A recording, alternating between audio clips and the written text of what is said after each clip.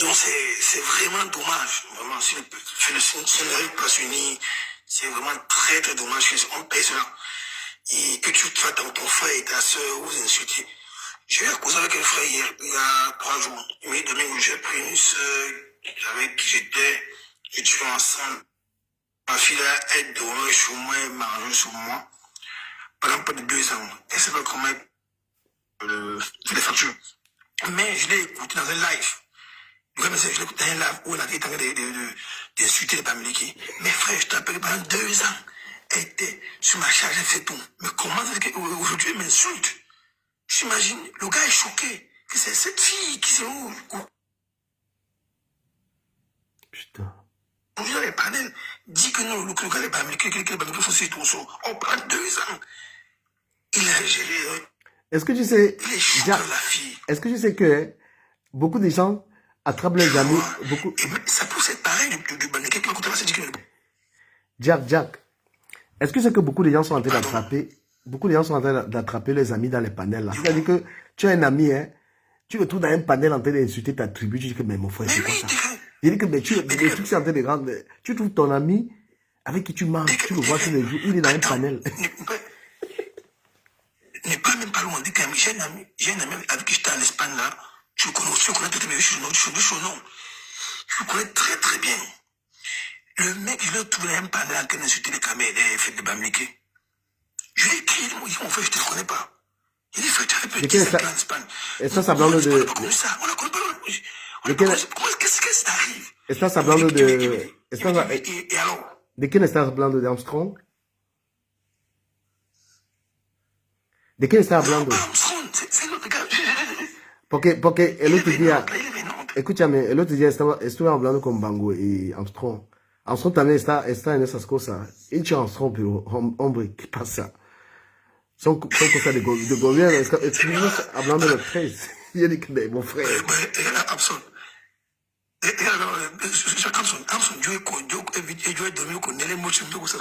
Comment est-ce que ça peut arriver? Tout le monde a posé 5 ans. Est-ce que moi, je ne connaissais pas ta tribu? Je ne connaissais pas la mienne. Mais on était ensemble, on mangeait ensemble, on fait tout ensemble. Il dit que les filles que tu vois, elles font les trucs sur les Bamileke. Les Lingala sortent avec les gars Bamileke. Moi, j'ai vu une fille que son gars est Bamileke dans un panel, en train de laver les Bamileke. J'ai mis les mains sur la tête que, mais, Langassi, ton gars n'est pas Bamileke, mon frère. Il dit que le truc ci est dangereux. Il dit que c'est le truc de radical ci. Il dit que, mais toi, mais parfois tu te dis que mon frère, même les gens n'ont même pas honte que, mais mon frère, tu vas parler comme ça là. Le pire, c'est que ceux même que leurs enfants sont, le mouna est Bamileke. Mais tu dis que les Bamileke vont rentrer chez eux alors que tu as l'enfant Bamileke. Voilà, vous me dépassez. S'il vous plaît. Mais dès qu'il y a un parent, ils sont sur le parents en train de s'insulter. Quand tu pars à Paris dans les maquis, dans les restaurants, ils se passent en train de manger ensemble. Non, ça va dépasser, gars. Est-ce qu'il y a pas une image pour s'ils peuvent faire ça? Quand tu vas dans les bouts de Lunganda à Paris, là, ils sont dedans. Moi, je ne comprends plus rien. Je me dis peut-être que c'est une manipulation. Les gens sont comme si on s'égare. Non, mais. On s'égare quand même. Les gens, vous êtes en train de nous suivre là. La fait là me dépasse. L'étude est radicale. Et des deux côtés, hein. De deux côtés. Je suis d'accord avec toi. Je suis d'accord avec les deux côtés. Non, mais le problème, pour ma part, je pense que le problème, c'est un problème qui, le truc a été mal ficelé, en fait. C'est-à-dire, en mathématiques, on a une théorie qu'on appelle la théorie du chaos. Et ça s'applique par une métaphore qu'on appelle l'effet papillon. C'est-à-dire, on te dit, les battements des ailes d'un papillon. En Chine, par exemple, peuvent créer un tremblement de terre à New York. Cela s'explique comment? Cela s'explique que quand les colons sont arrivés en Afrique, ils ont trouvé l'Afrique avec un système de fonctionnement. Ils ont voulu inférer leur manière de gouverner en Afrique, sans prendre en compte les conditions initiales. Donc, n'ayant pas pris en compte les conditions initiales, au fil des temps, ça crée des perturbations. Donc, ça veut dire que quand tu ne prends pas en compte, quand tu vas appliquer dans un système dynamique, qui sont les êtres humains, tu vas appliquer un autre système, il faudrait prendre des conditions initiales. Si tu ne prends pas les conditions initiales, en considération. Au fil des langues, au fil des années, tu vas enchaîner des erreurs et ces erreurs vont venir perturber tout le système et ça va créer un chaos. C'est un peu ça. Simon, je te coupe à peine. Permets-moi de dire quelque chose. Hein. Rentrons un peu dans le débat. Est-ce que vous savez que pour construire la République du Cameroun, c'est-à-dire que pour qu'on construise, que nous sommes un État, on n'a pas consulté vraiment tout le monde. Oui, c'est pour ça que c'est là où Attends, je vais développer ça.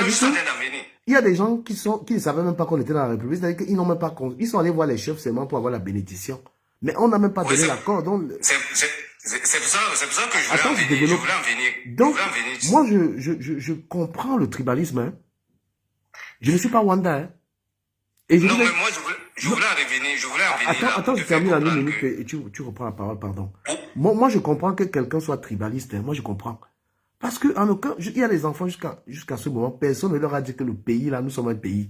Même l'école qu'on fait au Cameroun, moi, je dis c'est l'école du colon. Je suis un autodidacte, mais j'ai des connaissances plus qu'un qui a fait des longues études. Parce que quand je vois des docteurs, des professeurs en train de faire le tribalisme, moi, Wanda, qu'est-ce qu'ils ont appris à l'école? Mon expérience, voilà mon ami Domingo, qui est une partie de l'Ouest. Lui et moi, on a vécu dans la même maison, on a traîné ensemble. Domingo m'a même sauvé, on a failli me tuer, c'est lui qui m'a sauvé par rapport à quelque chose. Mais mon frère, nous, on n'a jamais eu l'idée des tribus. Je ne connais même pas la tribu de Domingo. Je sais qu'il est vécu parce qu'il a dit, Domingo ne connaît même pas mon village. Nous, on a vécu parce que on était dans un pays, on n'était pas nombreux, on s'est serré les coudes pour évoluer. Aujourd'hui, chacun a une meilleure vie. Mais merci, les gars. Humainement.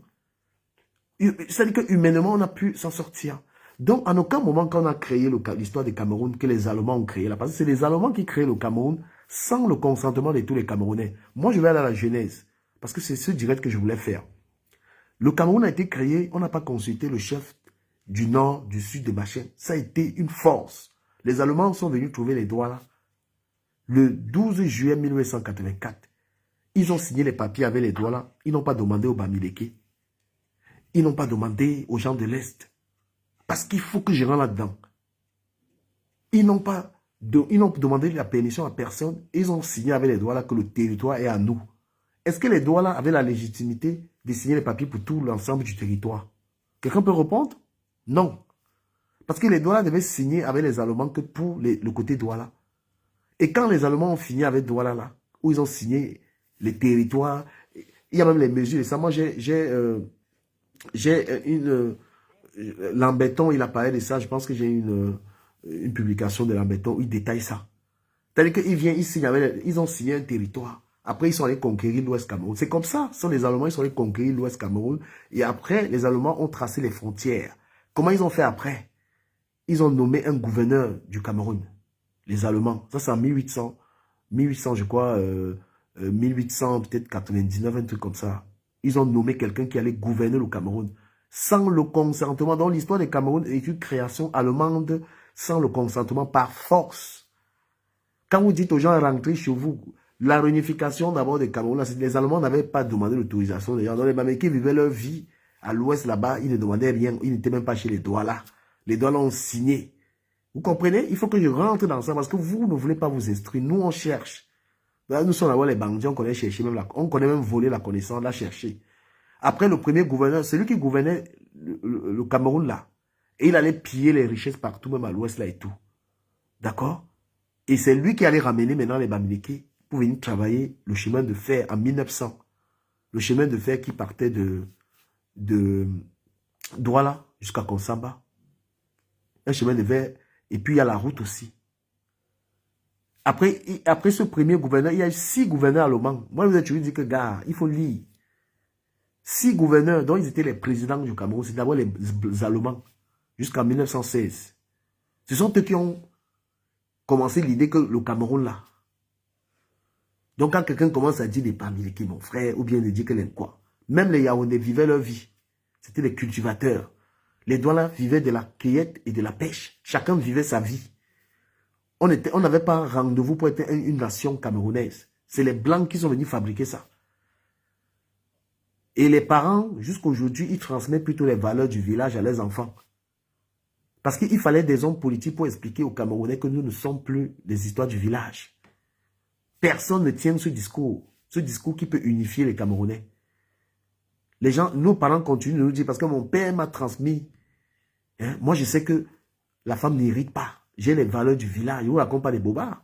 Les biens de mon père, mes soeurs ne vont pas mettre l'œil dessus. Je ne crois même pas à la loi camerounaise, je crois à la loi de la coutume. Tout le monde croit qu'à la coutume. Il y a des gens qui... Attends.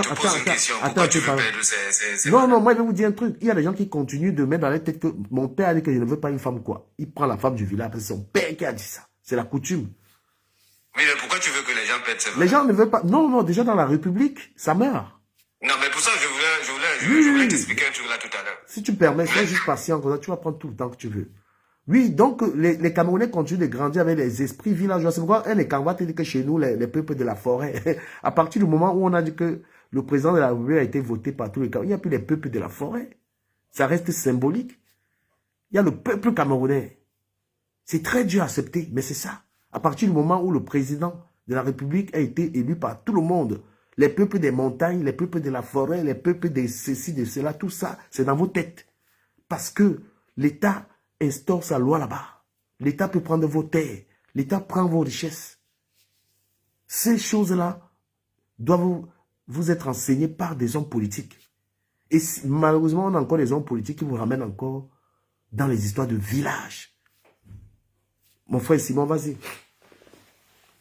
Donc, j'étais en train de percer l'abcès parce qu'il faudrait quand même que les gens comprennent ces choses. C'est-à-dire, quand j'explique cette théorie du chaos, l'ensemble des erreurs donc, qui a été que les colons n'ont pas pris en compte les conditions initiales avant d'appliquer leur forme de gouvernance au Cameroun, en Afrique en général. Donc, ça a créé donc des erreurs successives. Aujourd'hui, ça vient perturber tout le système. C'est-à-dire, les colons n'ont pas pris en considération que l'Afrique, ou bien le Cameroun, dans le contexte camerounais, n'a pas vécu la même histoire que l'Allemagne ou bien la France. C'est pas la même histoire. La France, avant qu'elle devienne une nation, il y a eu des guerres. Il y a eu des peuples qui se sont levés, qui ont combattu d'autres peuples pour imposer une langue, imposer une certaine culture. On ne parle pas de nation sans culture, sans langue. Les gens vont parler de nation, non. Il existe la nation dans la conception occidentale, c'est pas le cas en Afrique. Donc, c'est cet ensemble d'erreurs que le colon a fait qui est en train de se perpétuer aujourd'hui parce que les gars sont arrivés en Afrique, ils ont décidé que ici, ça c'est l'état du Cameroun ici, c'est comme ça qu'on fonctionne, la République, c'est ça, vous allez faire ça. Après, ils ont laissé leur préfet qui continue à perpétuer la même chose. Donc, le problème c'est de se poser les questions en tant qu'Africains. Est-ce que nous, Africains, depuis plus de 1000 ans d'esclavage, on a fait 1000 ans d'esclavage, l'esclavage, partant de l'esclavage musulman pour arriver à l'esclavage occidental, plus de 1000 ans, pour effacer notre histoire, pour effacer notre culture. Mais jusqu'aujourd'hui, l'Africain n'arrive pas à s'en passer de sa culture. Hein. Malgré tout ce temps-là, colonisation, esclavage, tout ça, les Africains restent ancrés dans leur culture. Même comme on veut toujours l'imposer. Parce que quand vous parlez de république, vous parlez de nation, c'est une vision. Attends, je te montre la photo. Voilà celui qui a créé le Cameroun. Hein. Voilà. Le voici, c'est celui qui a fait. C'est lui qui est le créateur du Cameroun, le voici. On l'appelle, comment il s'appelait, Woman. Voilà. Adolphe Woman, c'est lui le créateur du Cameroun. Ce n'est même pas un Cameroun qui a créé le Cameroun, voilà. Il va relire l'histoire ici, vous allez vous rester tranquille un peu avec vos histoires. Donc tu vois donc que les gars ont décidé de créer quelque chose. C'est une création. Et je dis juste un truc. C'était pour leurs intérêts. Ils ne créaient pas le Cameroun. C'était pour faire leur business. C'était un commerçant. Il y 2 boutiques. C'est en 1868 qu'il est arrivé. 1868. Adam Woman a écrit. Lui, il avait réclamé le titre de consul. Donc, lui, il avait forcé pour être consul. Et on lui a concédé ça après. Il est devenu le premier président, je crois, du Cameroun. Et d'après même, je pense en 60, après 60, avant 60, là, c'est là où la France, il y a un décret de création de l'État du Cameroun. Mais là, il y a même un décret. Donc je pense que, c'est pour ça que je dis quoi? Je dis que les Camerounais eux-mêmes se sont jamais assis. Ils ont dit qu'ils vont créer une nation.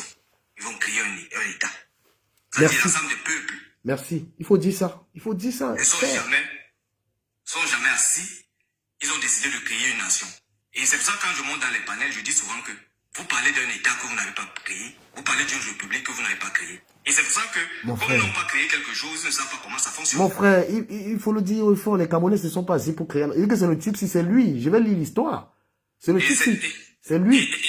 Et c'est pour cela que je prône, moi, dans mes pensées, toujours, je prône qu'il faudrait qu'à un moment que les Cameroun s'asseyent et créent une nation. Parce qu'une nation, c'est pas... Le Cameroun, c'est une superposition de tribus, d'ethnies, qui ont vécu dans un territoire. On ne parle même pas d'abord la même langue au Cameroun. Chacun parle sa langue. Une nation se définit d'abord par la langue. Vous ne pouvez pas arriver dans un pays, vous dites que vous êtes une nation, vous n'avez pas une langue commune. C'est pas une nation. Donc, c'est-à-dire, les Camerounais doivent s'asseoir. Et c'est pour ça que moi, dans mes réflexions, souvent, je dis qu'il faudrait que les Africains réfléchissent à un système de nation qu'eux veulent créer. Ils veulent innover. Parce que quand tu arrives, la République, quand je prends les républiques partout, en Afrique, vous arrivez, il y a tous les problèmes de guerre. Partout dans tous les pays africains. Les territoires, les peuples ne sont pas ceci, ceci ne sont pas cela. Il y a toujours ce problème. Problème de terre en Afrique. C'est parce que les Africains n'ont pas créé ces États.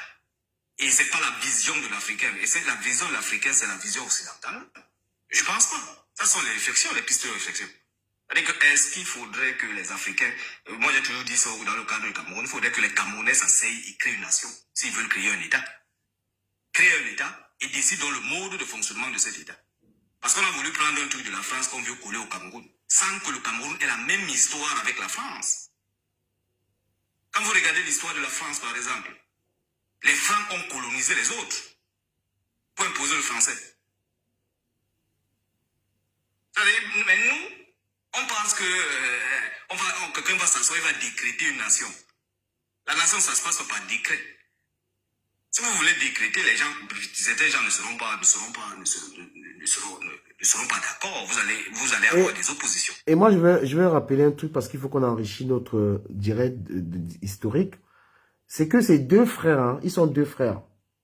C'est deux frères qui créent l'histoire du Cameroun là. Il y a Edouard, comment il s'appelait j'aimerais bien vous lire un peu. Hein. C'est des commerçants en fait, deux frères qui étaient des commerçants, les Woman, la famille Woman. C'est ces deux frères qui arrivent en 1868. Ils ont deux boutiques à Douala. Il y avait déjà deux boutiques. Ils commencent à faire leur business là-bas et puis ils demandent alors à Bismarck qu'ils veulent être consul. Et là, ils ont profité de quoi? D'un problème qu'il y avait entre les... Attends, ils ont dit quoi? Je vais vous lire ça. Voilà, il y avait un problème entre le King Aqua et Bell. Hein? Attends, je vais essayer de lire ça rapidement. Pressé par les commerçants allemands d'une part et désireux de se présenter en tant que pays intéressé à la question coloniale à la conférence de Berlin le 15 novembre 1884 au 26 février 1885 d'autre part, Bismarck qui avait toujours été réticent vis-à-vis de la colonisation champ d'avis, il envoie Natigal, son ancien consul à Tunis, à bord du navire de guerre d'Imoé, avait pour instruction de sillonner les côtes d'Afrique occidentale pour signer avec les chefs locaux les traités les plaçant sous protectorat allemand, ayant échoué dans sous protectorat allemand. Hein. Donc, tu vois, c'est comme ça qu'ils veulent des territoires à eux. Le Cameroun est territoire allemand. Et de sillonner les côtes d'Afrique occidentale et de signer avec les chefs locaux des traités plaçant sous protectorat allemand. De la firme Weyman s'emploie à persuader les rois Douala de l'intérêt qu'ils ont à accepter les propositions. Le 30 janvier 1883, le roi Aqua et sa suite signent un important accord commercial avec Edward Smith. Environ 2 mois plus tard, tu vois, les Douala étaient déjà des commerçants. Parce que dire aussi que les Douala n'étaient pas des riches, c'est mentir. Donc quand les Douala signent des premiers accords, c'est les gens qui ont déjà l'argent. S'emploient à persuader les rois Douala. Non, mais tu sais, la notion de richesse au Cameroun se définit du président qui est là. Ouais, non, parce que... Ouais, parce que il faut les premiers entrepreneurs... Non, il faut faire des précisions historiques et factuelles. Les premiers entrepreneurs du Cameroun, c'est les Douala qui commencent à traiter avec les Allemands. Je te parle de 1800. C'est la vérité. Les premiers entrepreneurs, les gens qui ont les entreprises. Les Aqua, les Belles, peut-être qu'après, ils ont dilapidé leur fortune, mais c'est les premiers fortunés du Cameroun. Cameroun allemand. Environ 2 mois plus tard, ils assistent également comme témoins à la convention de réconciliation signée le 29 mars 1883 entre le clan Aqua et Belle. Ce travail mené... Donc, il y avait déjà une organisation du clan Aqua et Belle. Ce travail mené par Edward Smith auprès des rois Douala porte de ses fruits lorsqu'Edward Woman... Non, mais tu crois que les sociétés camerounaises qui vivaient à l'époque n'étaient pas organisées? Ils étaient organisés. Oui, c'est... Pourquoi ils ont vécu, ils ont gardé leur histoire. Donc tu crois que tout ça, c'est le blanc qui a apporté tout? Suivez bien, il y avait une vie avant. Suivez bien la naissance du Cameroun. Hein. lorsqu'Edouard Woman, notez le nom là quelque part, Edouard Woman, le frère cadet d'Adolphe Woman, arrive à Douala en juin 1884. Il trouve le terrain bien préparé au point qu'il n'a aucune peine à signer les traités le 11 et 12 juillet. Celui du 12 juillet est le traité Germano-Douala comportant 5 réserves qui place au Cameroun sous protectorat allemand. Je vais vous faire le plaisir de dire le traité Germano-Douala. Donc quand vous dites aux gens, il faut comprendre un peu, il faut comprendre comment une nation s'est construite avant de dire aux gens que vous êtes des allogés rentrés chez vous, tout ça. Parce qu'une nation... Non, mais, non, mais là, je ne suis pas d'accord avec toi, Dukamé, parce que cette nation s'est conçue sans l'accord des locaux. Je suis d'accord avec toi, parce que... C'est quelque chose d'importé. Non, je vais préciser. C'est quelque chose d'hybride. On n'est pas encore... C'est pour ça que c'est une bulle. On n'est pas encore à l'histoire du pays de maintenant. Là, on parle du territoire allemand. Hein. Oui, mais c'est pour ça que je te dis, même avant, là, il y a eu la conférence de Berlin, là où les Européens se sont décidés comment ils vont se partager l'Afrique. Donc, les protectorats, là, étaient juste pour assurer leurs frères que oui, c'est mon territoire, ici, là, tu n'entres pas. Ouais, c'est là où l'Allemand commence à... Mais l'histoire du Cameroun aussi, parce que finalement, les Allemands fixent les limites du Cameroun. Il y a beaucoup de choses qui sont restées au juste aujourd'hui. Oui, mais ces limites se fixent par rapport à l'entente qu'ils ont eue par rapport à leur conférence voilà. à Berlin. Et même des... Voilà. Et même des... Quand tu arrives à tel niveau, voilà, tu disais que ça, c'est mon territoire. Mais c'est notre histoire quand même. Tout ça, ça fait partie de la vie du Cameroun. Tout Camerounais devait peut-être savoir ça. C'est pour ça que je t'ai rappelé aujourd'hui que quand tu vois, quand je te dis que cet État a été créé sans le consentement des locaux. Ça, on l'a dit. Mais je me rappelle... Les locaux ne se retrouvent pas dans cet état-là parce qu'eux n'ont jamais fonctionné comme ça. C'est pourquoi, jusqu'à présent, un Camerounais ne sent pas que... Le Camerounais ne sent pas jusqu'à... Le Camerounais ne sent pas aujourd'hui que... Je termine la phrase. Le Camerounais s'identifie d'abord par son ménage. Voilà, c'est ce que j'ai dit. Je vais dire la même chose. Donc aujourd'hui, quand tu regardes cette histoire, le Camerounais ne se sent pas une nation parce que on n'a pas construit le Cameroun en consultant tous les peuples camerounais. Un Bamoun est capable de te dire qu'il est Bamoun que de te dire qu'il est Camerounais. Parce qu'il a quand tu arrives, par exemple, au Noun, on te dit que tout l'été appartient au sultan. Voilà, donc ils ont plus de respect pour le sultan jusqu'à présent. Donc voilà, j'aimerais aussi lire un peu ce traité que les Douala avaient signé. Moi, je suis dans l'histoire. Hein. Je ne suis pas dans les faux directs où on raconte n'importe quoi. Voilà, je suis dans l'histoire. Qu'est-ce que les Douala ont signé? Voilà le traité des Douala. Les Douala ont signé, nous sous-signés roi et chef pays appelé Cameroun. Pays appelé Cameroun, situé sur le fleuve Cameroun, délimité au nord par la rivière Bimbia et au sud par la rivière Kwakwa. 4-10 degrés de la latitude nord avons pris de notre plein gré au cours d'une réunion tenue aujourd'hui au comptoir allemand de la plage de King Aqua les dispositions suivantes. Nous renonçons entièrement en ce jour à nos droits de souveraineté. Ils ont renoncé à leur terre, à leur souveraineté. Ils ont laissé aux Allemands. De législation et d'administration sur notre pays en faveur de M. Edward Smith, représentant la société Woman et les Johannes Vox, représentant les sociétés Justin et Thomas, toutes deux basées à Hambourg et faisant du commerce depuis longtemps sur ce fleuve. Nous avons cédé nos droits de souveraineté, de législation et d'administration sur notre pays aux sociétés ci-dessus mentionnées sous réserve que le droit des tiers soit préservé. Tous les traités d'amitié et de commerce passés auparavant, il y a quelque chose qui me fait rigoler, je vais vous expliquer, et de commerce passés auparavant avec d'autres gouvernements étrangers restent valables. La terre que nous cultivons actuellement et les endroits où sont construites les villes demeurent en possession des propriétaires actuels et de leur descendance.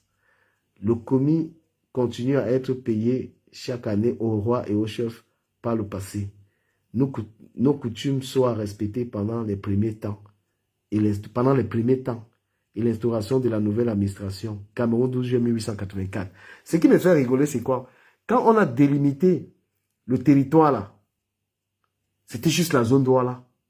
Et moi, je vais vous dire que finalement, les Allemands, ce sont eux qui sont là à la conquête de d'autres territoires, comme peut-être l'Ouest, le Nord, Cameroun, pour rattacher à Douala.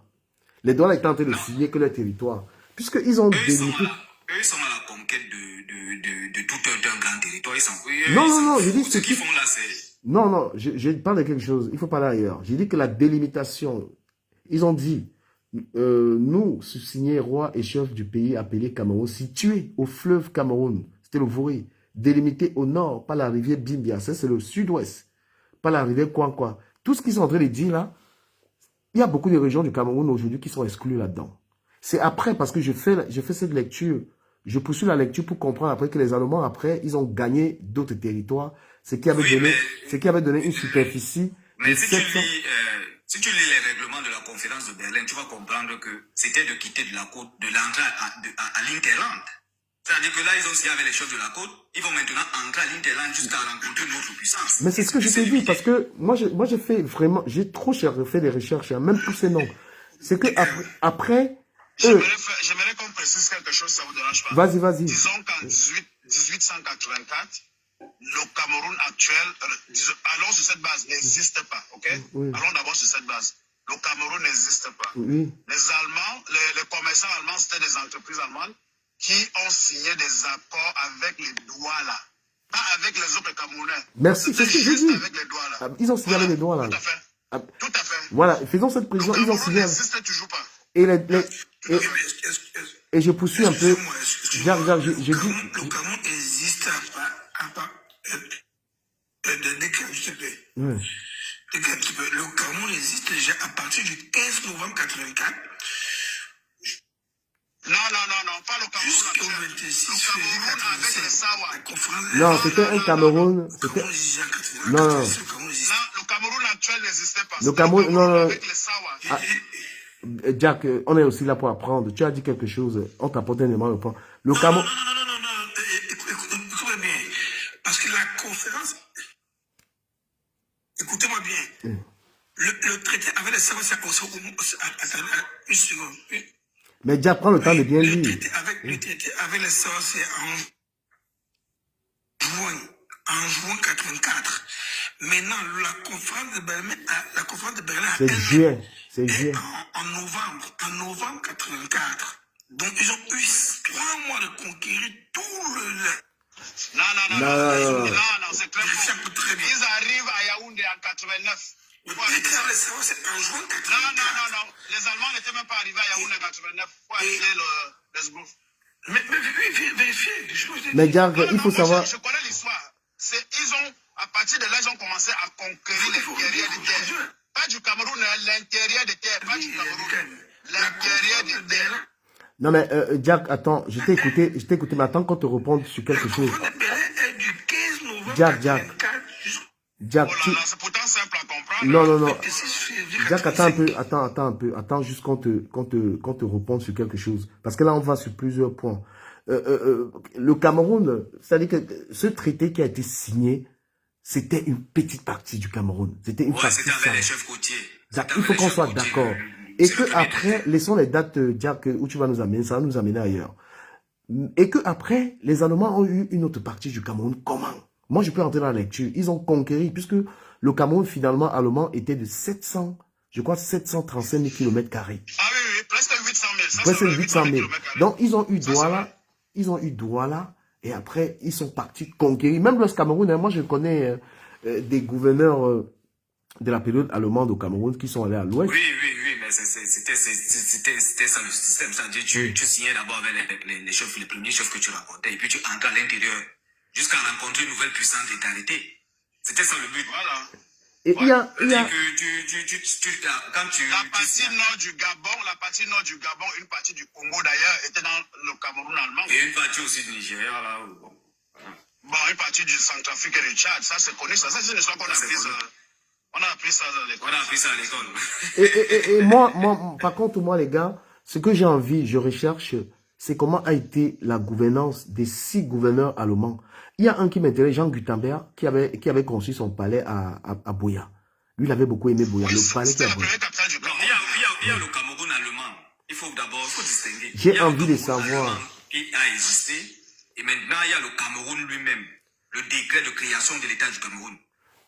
Non, là... là, tu mélanges les pédales. Parce que moi, je te parle de... Après ce traité, il y a eu 6 Allemands qui étaient gouverneurs. Oui, bien sûr. 6. Ça, c'est tout à fait. Attends, je vais te faire une précision. Vas-y. Moi, je pose juste une question. Attends, Simon. Le premier traité est d'abord signé entre les entreprises, les compagnies et les chefs douala. Ça, c'est le premier traité. Maintenant, ces compagnies-là sont retournés en Allemagne demander au gouvernement allemand de venir prendre cette partie du Cameroun sous protectorat. C'était comme ça c'est le début de la colonisation du Cameroun. Maintenant, alors, ils ont commencé à aller vers l'intérieur des terres. Ils ont même rencontré des guerres, des gens qui résistaient, tout ça là, jusqu'au lac Tchad. Et je pense qu'ils sont même arrivés au lac Tchad vers les 1902. Vous voyez? Vers les 1902, c'est là qu'ils arrivent au lac Tchad. Hein. Donc, le Cameroun, les gens du nord là-bas ne connaissaient pas les Allemands. En 1895, par exemple, ils ne connaissaient pas les Allemands. Pas tout à fait. Et je pense que, Mungo, je pense que beaucoup de Camerounais ne connaissent pas l'histoire qu'on raconte. Un direct comme ça, ils ne connaissent pas. Ils ne connaissent pas, bien sûr. La période allemande, la période allemande, il y a 6 Allemands. Moi, je vous les cite. Hein. Je vous les cite. Oui, c'est vrai. Ouais, je vais vous citer 6. Il y a Julius von Sorben qui a gouverné le Cameroun. Il y a un bruit là, les gars. Il y a Julius von Sorben qui a gouverné le Cameroun de 1885 à 1891. Il y a Eugène von Zimmerer qui a gouverné le Cameroun de 1891 à 1885. Jesco von Putaner. Ça, c'est pas, juste une précision du Cameroun. Oui. Ce Cameroun-là n'était pas encore le Cameroun que nous connaissons aujourd'hui. C'est un Cameroun évolutif. Oui. Il changeait avec les années. Okay? Et même, est-ce que le Cameroun, moi je voulais se poser la question, est-ce que le Cameroun allemand était l'État du Cameroun? Non, l'État actuel, non, pas du tout, pas du tout. Voilà. C'était le Cameroun, mais ce n'était pas encore l'État du Cameroun. Parce que la tête de l'État du Cameroun. Voilà. Oui, mais ta question a tout son sens parce que, mais je vais te dire, le Cameroun d'aujourd'hui et le Cameroun allemand ont un lien parce que eux ils ont commencé. Et c'est quand même dommage. C'est quand même dommage c'est quand même dommage qu'on ne puisse pas vraiment enseigner ça. Vous savez, les recherches que j'ai fait personnellement. Non, ça, mon frère, beaucoup de Camerounais n'ont juste pas étudié cette partie. Parce que j'ai été, je n'ai pas appris ça quelque part, hein, qu'il y a eu 6 Allemands qui ont gouverné le Cameroun. Moi, j'ai fait l'école, on ne m'a pas enseigné ça. Ouais, les gars, mettez-vous un peu. Donc, moi, on ne m'a pas enseigné. C'est quand j'ai fait mes propres recherches que j'ai découvert qu'il y a 6 Allemands qui ont gouverné le Cameroun.